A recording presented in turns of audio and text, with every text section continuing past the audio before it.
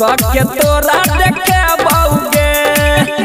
कि दूल्हा बनाल हमारा तोरा दुल्हन बनेब के सजना बनाल हमारा तोरे से शादी रचेब।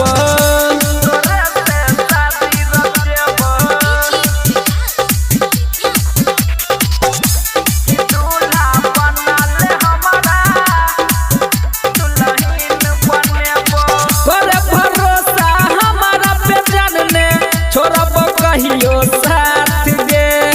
रहब दूर भले तोरा से हमने हुआ न जब एहसास गे दुनिया के सब खुशी तोरा ले आइन के देबौ जान गे हमारा दिल में बस गेले अब तू बना ले अपन गे के ईमान नहीं दे तू साजा आबू बना ले अपन दूल्हे राजा बैंड बाराती के साथ शादी करे तोरा सोए बउगे कि दूल्हा बना ले हमारा तोरा दुल्हन बनेब के सजना बना ले हमारा तोरे से शादी रचेब।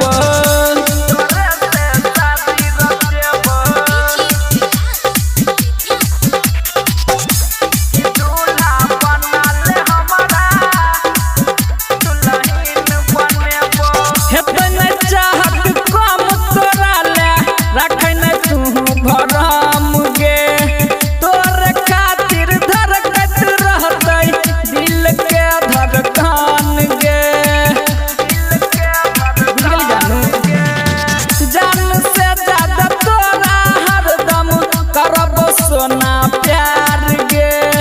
कले कबूल हम करै छियौ तोरा से इजहार गे